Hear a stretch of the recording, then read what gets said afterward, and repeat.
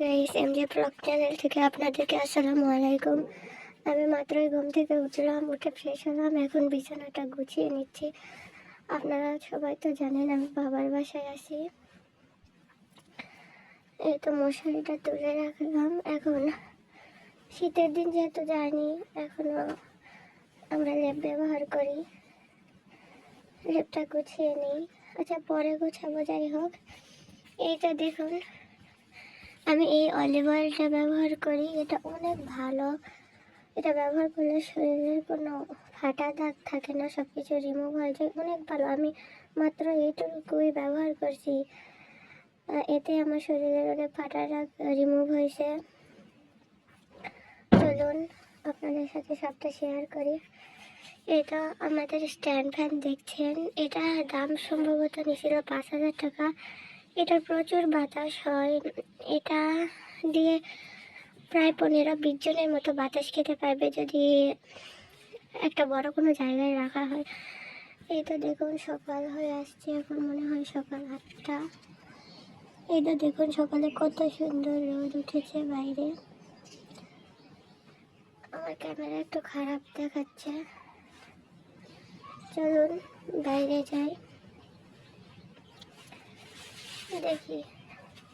আপনাদেরকে সাথে একটা জিনিস আমি শেয়ার করবো। এই তো দেখুন আমার আম্মুর চালে ড্রামে কতটুকু চাল আছে, দেখতেই থাকুন। ওইখানে তো চাবি লাগানো আছে, চলুন আমরা চাবিটা খুলে নিই। কিভাবে খুলে, চাবিটা খুলছে না।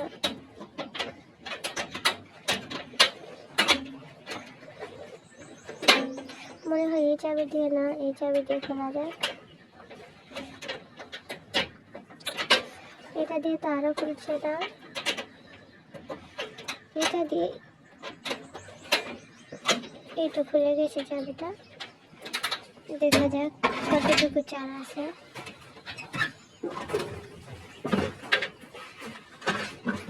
এই তো দেখুন আমার আম্মুর চালের ড্রামে অনেকটাই চাল শেষ হয়েছে, আরো এইগুলো ড্রাম ভরেও চাল আছে, এগুলো ড্রাম ভরে চাল আছে। চাবিটা লাগিয়ে দিই।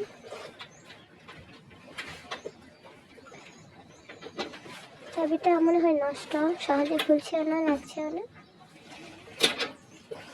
চলুন দেখা যাক এই কালো কাপড়ের নিচে কি আছে।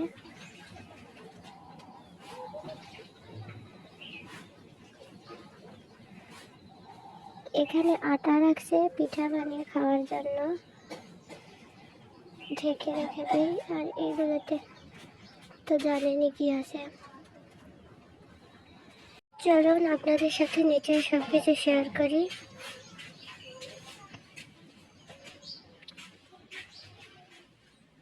এই তো দেখতে পাচ্ছেন, এইটা হচ্ছে আমাদের জমিতে ওষুধ ছিটানোর মেশিন, স্প্রে মেশিন।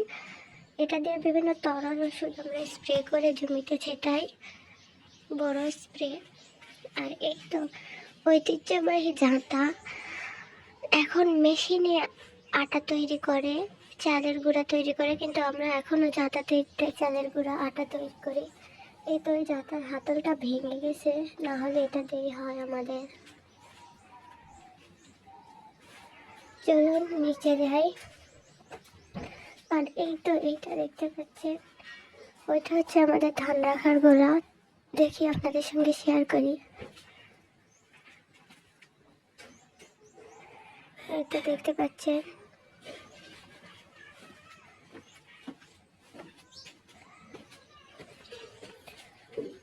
আর এখানে পালং পাথর দেখতে পাচ্ছেন। এগুলো আমাদের বাড়ির অনেক বছর আগে, সম্ভবত 20-30 বছর আগের।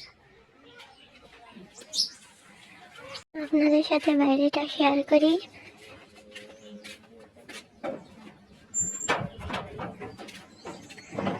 এই তো দেখতে পাচ্ছেন বাইরে অনেক সরিষা রাখা আছে, এগুলো আমাদের কাকাদের সরিষা। কাকারা সরিষা উঠাইছে জমি থেকে, দেখুন কত সুন্দর সরিষা।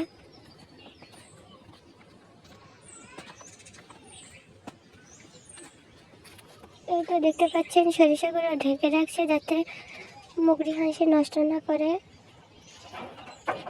কত সুন্দর সরিষাগুলোর ফলন ভালো হয়েছে। অনেক সরিষা আছে এখানে, অনেক সরিষা। আর ওই তো আমার চাচাতো ভাই বাইরে আসছে, হাবিব, খুব দুষ্ট। ওর সাথে কথা বলি এখন। আজকের মতো ভিডিওটা লং করবো না, আপনারা সবাই ভালো থাকবেন আর আমাদের চ্যানেলটা সাবস্ক্রাইব করে আমাদের পাশেই থাকবেন। ধন্যবাদ।